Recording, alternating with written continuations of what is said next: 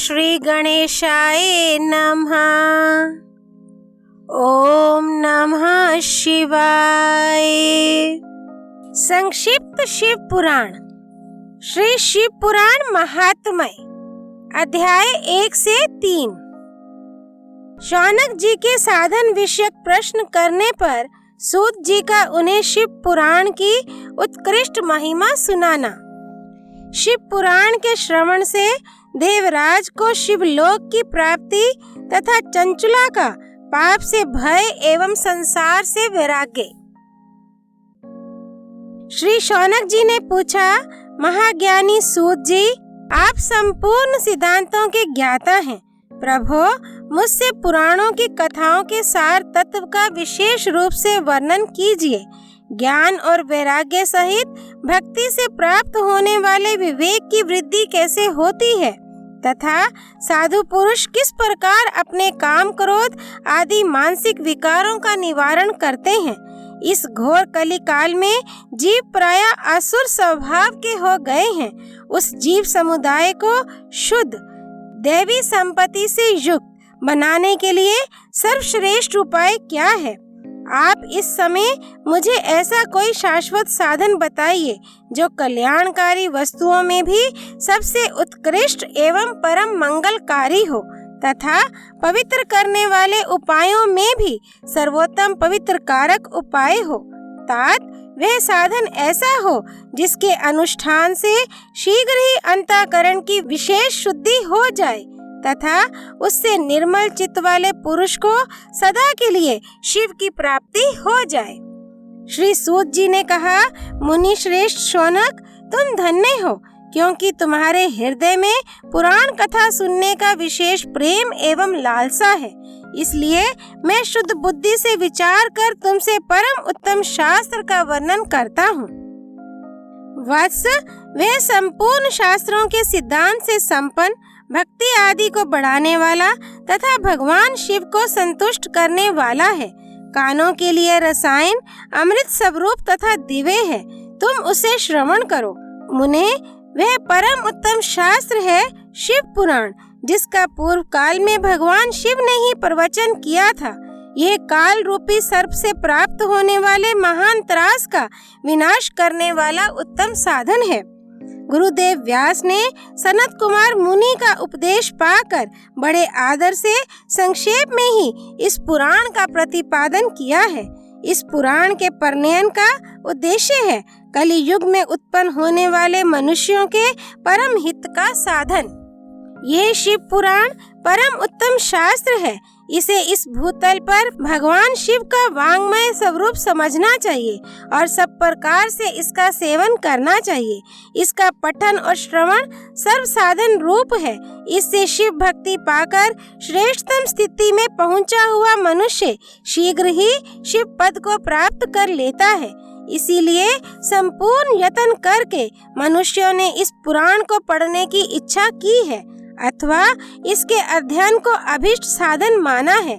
इसी तरह इसका प्रेम पूर्वक श्रवण भी संपूर्ण मनोवांछित फलों को देने वाला है।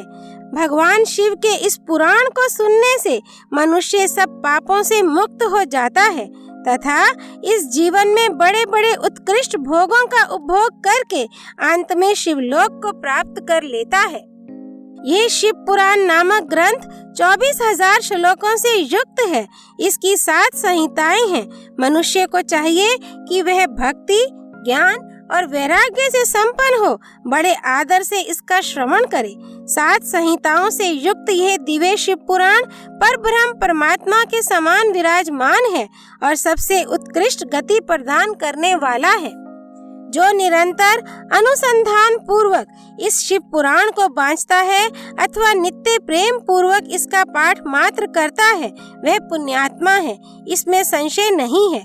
जो उत्तम बुद्धि वाला पुरुष अंत काल में भक्ति पूर्वक इस पुराण को सुनता है उस पर अत्यंत प्रसन्न हुए भगवान महेश्वर उसे अपना पद धाम प्रदान करते हैं।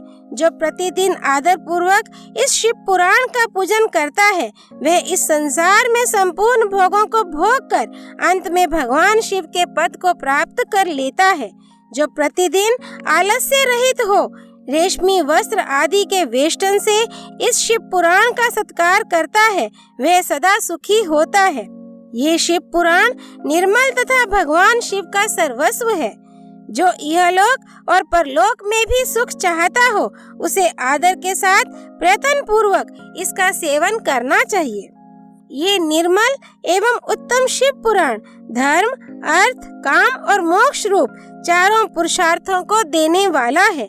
अतः सदा प्रेम पूर्वक इसका श्रवण एवं विशेष पाठ करना चाहिए। श्री शौनक जी ने कहा, महाभाग सूत जी, आप धन्य हैं, परमार्थ तत्व के ज्ञाता हैं। आपने कृपा करके हम लोगों को यह बड़ी अद्भुत एक दिव्य कथा सुनाई है। भूतल पर इस कथा के समान कल्याण का सर्वश्रेष्ठ साधन दूसरा कोई नहीं है। यह बात हमने आज आपकी कृपा से निश्चय पूर्वक समझ ली। सूत जी, कलियुग में इस कथा के द्वारा कौन कौन से पापी शुद्ध होते हैं उन्हें कृपा पूर्वक बताइए और इस जगत को कृतार्थ कीजिए। सूत जी बोले, मुने, जो मनुष्य पापी, दुराचारी, खल तथा काम क्रोध आदि में निरंतर डूबे रहने वाले हैं वे भी इस पुराण के श्रवण पठन से अवश्य ही शुद्ध हो जाते हैं। इसी विषय में जानकार मुनि इस प्राचीन इतिहास का उदाहरण दिया करते हैं जिसके श्रवण मात्र से पापों का पूर्णतया नाश हो जाता है। पहले की बात है, कहीं किरातों के नगर में एक ब्राह्मण रहता था जो ज्ञान में अत्यंत दुर्बल, दरिद्र, रस बेचने वाला तथा वैदिक धर्म से विमुख था। वह स्नान संध्या आदि कर्मों से भ्रष्ट हो गया था और वैश्यवृत्ति में तत्पर रहता था। उसका नाम था देवराज। वह अपने ऊपर विश्वास करने वाले लोगों को ठगा करता था। उसने ब्राह्मणों, क्षत्रियों, वैश्यों, शूद्रों तथा दूसरों को भी अनेक बहानों से मारकर उनका धन हड़प लिया था, परंतु उस पापी का थोड़ा सा भी धन कभी धर्म के काम में नहीं लगा था। वह वेश्यागामी तथा सब प्रकार से आचार भ्रष्ट था। एक दिन घूमता घामता वह देव योग से प्रतिष्ठानपुर झूसी प्रयाग में जा पहुंचा। वहां उसने एक शिवालय देखा जहां बहुत से साधु महात्मा एकत्र हुए थे। देवराज उस शिवालय में ठहर गया, किंतु वहां उस ब्राह्मण को ज्वर आ गया। उस ज्वर से उसको बड़ी पीड़ा होने लगी। वहां एक ब्राह्मण देवता शिव पुराण की कथा सुना रहे थे। ज्वर में पड़ा हुआ देवराज ब्राह्मण के मुखारविंद से निकली हुई उस शिव कथा को निरंतर सुनता रहा। एक मास के बाद वे ज्वर से अत्यंत पीड़ित होकर चल बसा। यमराज के दूत आए और उसे पाशों से बांधकर बलपूर्वक यमपुरी में ले गए। इतने में ही शिवलोक से भगवान शिव के पार्षद गण आ गए। उनके गौर अंग कर्पूर के समान उज्जवल थे, हाथ त्रिशूल से सुशोभित हो रहे थे। उनके संपूर्ण अंग भस्म से उद्भासित थे और रुद्राक्ष की मालाएं उनके शरीर की शोभा बढ़ा रही थीं। वे सब के सब क्रोध पूर्वक यमपुरी में गए और यमराज के दूतों को मार पीट कर बारंबार धमकाकर उन्होंने देवराज को उनके चंगुल से छुड़ा लिया और अत्यंत अद्भुत विमान पर बिठाकर जब वे शिवदूत कैलाश जाने को उद्यत हुए उस समय यमपुरी में बड़ा भारी कोलाहल मच गया। उस कोलाहल को सुनकर धर्मराज अपने भवन से बाहर आए। साक्षात दूसरे रुद्रों के समान प्रतीत होने वाले उन चारों दूतों को देखकर धर्मज्ञ धर्मराज ने उनका विधि पूर्वक पूजन किया और ज्ञान दृष्टि से देखकर सारा वृतांत जान लिया। उन्होंने भय के कारण भगवान शिव के उन महात्मा दूतों से कोई बात नहीं पूछी, उल्टे उन सबकी पूजा एवं प्रार्थना की। तत्पश्चात वे शिवदूत कैलाश को चले गए और वहां पहुंचकर उन्होंने उस ब्राह्मण को दयासागर सांब शिव के हाथों में दे दिया। शौनक जी ने कहा, महाभाग सूत जी, आप सर्वज्ञ हैं। महामते, आपके कृपा प्रसाद से मैं बारंबार कृतार्थ हुआ। इस इतिहास को सुनकर मेरा मन अत्यंत आनंद में निमग्न हो रहा है। अतः अब भगवान शिव में प्रेम बढ़ाने वाली शिव संबंधनी दूसरी कथा को भी कहिए। श्री सूत जी बोले, शौनक सुनो, मैं तुम्हारे सामने गोपनीय कथा वस्तु का भी वर्णन करूंगा, क्योंकि तुम शिव भक्तों में अग्रगण्य तथा वेद वेताओं में श्रेष्ठ हो। समुद्र के निकटवर्ती प्रदेश में एक वाशकल नामक ग्राम है, जहाँ वैदिक धर्म से विमुख महापापी द्विज निवास करते हैं। वे सब के सब बड़े दुष्ट हैं। उनका मन दूषित विषय भोगों में ही लगा रहता है। वे ना देवताओं पर विश्वास करते हैं, ना भाग्य पर। वे सभी कुटिल वृत्ति वाले हैं, किसानी करते और भांति भांति के घातक अस्त्र शस्त्र रखते हैं। वे व्यभिचारी और खल हैं। ज्ञान, वैराग्य तथा सद्धर्म का सेवन ही मनुष्य के लिए परम पुरुषार्थ है। इस बात को वे बिल्कुल नहीं जानते हैं। वे सभी पशु बुद्धि वाले हैं। जहाँ के द्विज ऐसे हों, वहाँ के अन्य वर्णों के विषय में क्या कहा जाए। अन्य वर्णों के लोग भी उन्हीं की भांति कुत्सित विचार रखने वाले, स्वधर्म विमुख एवं खल हैं। वे सदा कुकर्म में लगे रहते और नित्य विषय भोगों में ही डूबे रहते हैं। वहाँ की सब स्त्रियां भी कुटिल स्वभाव की, स्वेच्छाचारिणी, पापासक्त, कुत्सित विचार वाली और व्यभिचारिणी हैं। वे सद्व्यवहार तथा सदाचार से सर्वथा शून्य हैं। इस प्रकार वहाँ दुष्टों का ही निवास है। उस वाशकल नामक ग्राम में किसी समय एक बिंदुक नामधारी ब्राह्मण रहता था। वह बड़ा अधम था, दुरात्मा और महापापी था। यद्यपि उसकी स्त्री बड़ी सुंदरी थी, तो भी वह कुमार्ग पर ही चलता था। उसकी पत्नी का नाम चंचुला था। वह सदा उत्तम धर्म के पालन में लगी रहती थी, तो भी उसे छोड़कर वह दुष्ट ब्राह्मण वेश्यागामी हो गया था। इस तरह को कर्म में लगे हुए उस बिंदुक के बहुत वर्ष व्यतीत हो गए। उसकी स्त्री चंचुला काम से पीड़ित होने पर भी स्वधर्म नाश के भय से क्लेश सहकर भी दीर्घ काल तक धर्म से भ्रष्ट नहीं हुई, परंतु दुराचारी पति के आचरण से प्रभावित हो आगे चलकर वह स्त्री भी दुराचारिणी हो गई। इस तरह दुराचार में डूबे हुए उन मूढ़ चित्त वाले पति पत्नी का बहुत सा समय व्यर्थ बीत गया। तदनंतर शूद्र जातीय वेश्या का पति बना हुआ वह दूषित बुद्धि वाला दुष्ट ब्राह्मण बिंदुक समयानुसार मृत्यु को प्राप्त हो नरक में जा पड़ा। बहुत दिनों तक नरक के दुख भोग कर वह मूढ़ बुद्धि पापी विंध्य पर्वत पर भयंकर पिशाच हुआ। इधर उस दुराचारी पति बिंदुक के मर जाने पर वह मूढ़ हृदय चंचुला बहुत समय तक पुत्रों के साथ अपने घर में ही रही।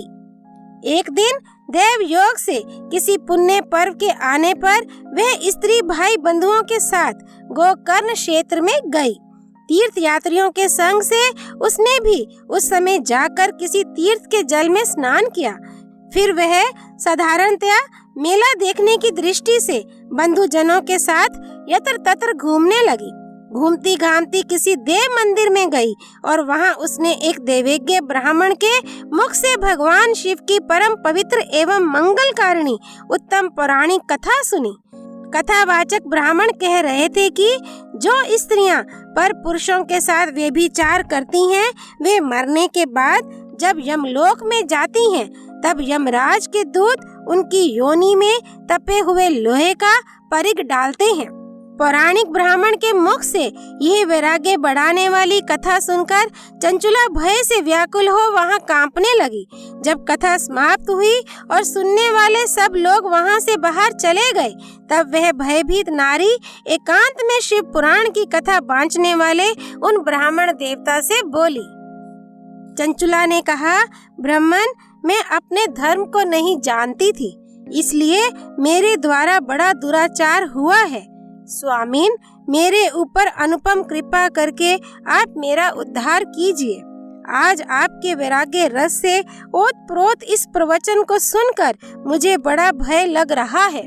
मैं कांप उठी हूँ और मुझे इस संसार से वैराग्य हो गया है। मुझ मूढ़ चित्त वाली पापिनी को धिक्कार है। मैं सर्वथा निंदा के योग्य हूँ, कुत्सित विषयों में फंसी हुई हूँ और अपने धर्म से विमुख हो गई हूँ। हाय, ना जाने किस किस घोर कष्टदायक दुर्गति में मुझे पड़ना पड़ेगा, और वहाँ कौन बुद्धिमान पुरुष कुमार्ग में मन लगाने वाली मुझ पापिनी का साथ देगा।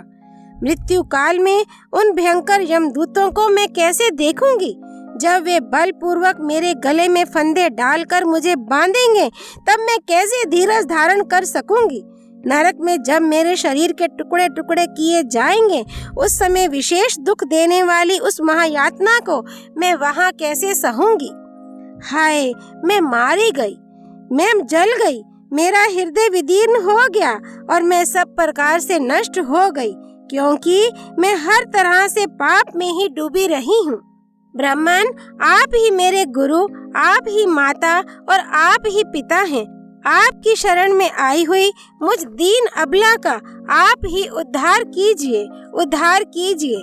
सूत जी कहते हैं, शौनक, इस प्रकार खेद और वैराग्य से युक्त हुई चंचुला ब्राह्मण देवता के दोनों चरणों में गिर पड़ी।